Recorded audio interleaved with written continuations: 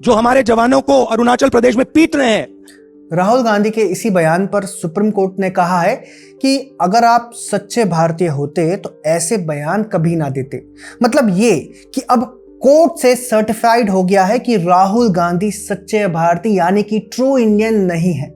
हुआ यह है कि दोस्तों कि दिसंबर 2022 में भारत जोड़ो यात्रा के दौरान राहुल गांधी जी ने भारतीय सेना को लेकर यह घटिया बात कही थी। आप इनका पूरा बयान देखिए। चाइना के बारे में एक सवाल नहीं पूछा जाएगा। जिन्होंने 2000 स्क्वायर किलोमीटर हिंदुस्तान का उठा लिया, जिन्होंने हिंदुस्तान के 20 जवानों को शहीद किया, जो हमारे जवानों को अरुणाचल प्रदेश में पीट रहे हैं, तो उनके इसी बयान के खिलाफ बॉर्डर रोड्स ऑर्गेनाइजेशन यानी बीआरओ के पूर्व डायरेक्टर उदय शंकर श्रीवास्तव ने लखनऊ की एक अदालत में क्रिमिनल डिफेमेशन का केस दर्ज करवाया था। लखनऊ के ट्रायल कोर्ट में इस पर सुनवाई शुरू हुई है। इस सुनवाई को रोकने के लिए राहुल गांधी पहले तो इलाहाबाद हाईकोर्ट पहुंचे। हाईकोर्ट ने सुनवाई पर रोक लगाने से जब इनकार कर दिया तो इसके बाद केस पर रोक लगवाने के लिए वे सुप्रीम कोर्ट तक पहुंच गए, जहां कोर्ट ने उन्हें नॉट ए ट्रू इंडियन करार दिया है। अब जैसे ही कोर्ट ने ये टिप्पणी की तो राहुल गांधी के चमचे चिचियाने लगे कि अरे हमारे मालिक साहब के लिए ऐसा क्यों कह दिया, सुप्रीम कोर्ट ही खराब है, सुप्रीम कोर्ट बीजेपी से मिला हुआ है, संघ के लिए काम कर रहा है। पूरा इकोसिस्टम और कांग्रेसी आईटी सेल सुप्रीम कोर्ट को गरियाने में लग गया। कांग्रेस संगठन के महासचिव और राहुल गांधी के वफादार केसी वेणुगोपाल ने सर्वोच्च अदालत विरोधी अभियान को सोशल मीडिया पर लीड किया। इसके बाद तो चाहे फिर सुप्रिया श्रीनेत हो, पवन खेड़ा हो, चाहे अमोकर नीमो यादव जैसे कांग्रेसी के 2 टके के आईटी सेल हो, सभी के सभी बिलबिलाने लगे कि अरे कोर्ट कौन होता है डिसाइड करने वाला। कार्टूनिस्ट मंजुल ने तो यहां तक भी लिख दिया कि नशा करके अदालत में आना अलाउड है क्या। मतलब ये कि वो जस्टिस दीपांकर दत्ता जिन्होंने राहुल गांधी पर यह टिप्पणी की थी उन्हें नशा करने वाला बोल रहे हैं। कुछ आईटी सेल के हैंडल जिन्हें राहुल गांधी की नजरों में जल्दी आना है, वो ओवर टाइम करते दिखाई दिए और भाजपा नेताओं के साथ वाली जस्टिस दीपांकर दत्ता की तस्वीरें निकाल कर ले आए। अरे कांग्रेसियों, कुछ तो शर्म कर लो, कुछ तो लिहाज कर लो। हमारी नहीं मानते तो जनरल जीडी बख्शे की ये बात मान लो। तुम्हें शर्म है? कुछ शर्म आया है? मतलब क्या विडंबना है।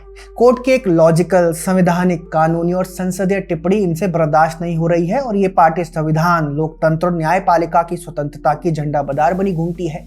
प्रियंका गांधी भी कह रही हैं कि कोर्ट कौन होता है डिसाइड करने वाला। सवाल है कि कोर्ट कानूनों का पालन हो रहा है या नहीं ये तय नहीं कर सकता, क्योंकि आपके अनुसार कोर्ट है कौन ही डिसाइड करने वाला। संसद कानून नहीं बना सकती क्योंकि आप वहां हंगामा करेंगे और विधेयक पारित नहीं होने देंगे। राष्ट्रपति किसी कानून को लागू नहीं कर सकते क्योंकि आप अपने इकोसिस्टम के साथ मिलकर सड़कों पर हिंसा, आगजनी, चक्का जाम करवाएंगे। चुनाव आयोग चुनावी प्रक्रिया से संबंधित फैसले नहीं कर सकता क्योंकि आप उसे बीजेपी का बता देंगे। सीबीआई, ईडी, एनआईए कोई जांच नहीं कर सकती क्योंकि आप उसे बीजेपी के लिए काम करने वाला बता देंगे। सवाल यह है कि अगर ये सभी संवैधानिक संस्थाएं कुछ डिसाइड नहीं कर सकती फिर कौन डिसाइड करेगा। मतलब कांग्रेस क्या चाहती है कि 10 जनपद से सब कुछ डिसाइड होकर आए जैसे कि यूपीए के समय होता था। अगर हाँ तो भ्रम से बाहर निकलिए कांग्रेसियों, क्योंकि देश अब संविधान से चलता है और संवैधानिक संस्थाएं ही सब कुछ डिसाइड करेंगी। दूसरा सवाल यह है कि सुप्रीम कोर्ट ने क्या गलत कहा। आज नहीं तो कल देश की अदालतों को यह कहना ही था। जब आप सरेआम बार बार देश की सेना का अपमान करेंगे, सेना की संप्रभुता पर सवाल उठाएंगे, बिना किसी आंकड़ों के कहेंगे कि 2000 स्क्वायर किलोमीटर जमीन चीन ने कब्जा ली, बार बार पाकिस्तान की भाषा बोलेंगे, देश की अर्थव्यवस्था को डेड बताएंगे, सेना के ऑपरेशंस के सबूत मांगेंगे, सेना के बजाय दुश्मन देश पर विश्वास करेंगे, भारत विरोधी जॉर्ज सोरोस जैसे लोगों के साथ आपके संबंध सामने आएंगे, बार बार संदिग्ध तरीके से विदेश जाएंगे, चीन के साथ सीक्रेट एमओयू करेंगे, तो फिर क्यों नहीं आपकी देशभक्ति पर सवाल उठेंगे। निश्चित तौर पर उठेंगे क्योंकि आप नेता विपक्ष हैं, देश की कई महत्वपूर्ण समितियों के सदस्य हैं, देश के कई फैसलों में आप शामिल रहते हैं। इसके बाद भी जब आप दुश्मन देश की भाषा बोलते दिखाई देंगे तो सिर्फ आम लोग नहीं बल्कि कोर्ट को भी इस तरह की टिप्पणी करनी पड़ेगी। तो समय यह है कि राहुल गांधी अपने गिरेबान में झांके, ना कि कोर्ट को कैंसिल करें। वैसे तो सवाल ये भी है कि अगर कोर्ट की टिप्पणी से इतनी ही परेशानी है तो फिर राहुल गांधी डिफेमेशन का केस रुकवाने सुप्रीम कोर्ट क्यों गए थे। राहुल गांधी तो वीर सावरकर को बार बार माफी वीर कहते हैं, बार बार उनका अपमान करते हैं। भाइयों और बहनों, मेरा नाम राहुल सावरकर नहीं है, मेरा नाम राहुल गांधी है। मैं सच्चाई के लिए कभी माफी नहीं मांगूंगा, मर जाऊंगा मगर माफी नहीं मांगूंगा।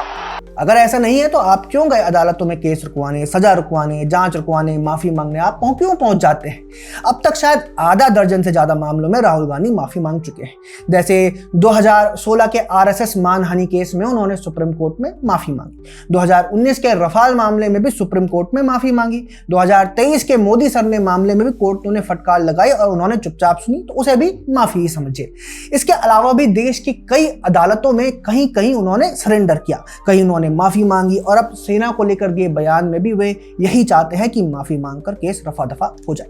सवाल सीधा है कि शहजादे को इतना डर किस बात का लग रहा है कि वो बार बार कोर्ट में हाथ जोड़कर खड़े हो जाते हैं सजा से बचने के लिए? क्या सजा हो सकती है? 2 वर्ष, और अगर इससे अधिक सजा होती है तो शायद चुनाव नहीं लड़ पाएंगे। ऐसे में 2 वर्ष की सजा के लिए इतना डर? सावरकर को माफी वीर कहने वाला नेता इतना डरपोक क्यों है? उन सावरकर को जिन्होंने 2 जीवन के लिए आजीवन कारावास की सजा अंग्रेजों ने दी थी, उन सावरकर के लिए जो 11 साल तक अंडमान की सेलुलर जेल में बंद रहे थे, उन सावरकर को माफी वीर कहने वाला 2 साल की सजा से बचने के लिए बार बार हाथ जोड़कर खड़े हो जाता है। ऐसे कैसे जननायक बनेंगे आप राहुल जी?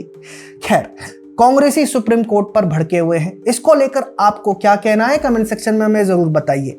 अगर आपको हमारा कंटेंट पसंद आता है तो हमारे चैनल को सब्सक्राइब भी कर लीजिए। जय हिंद।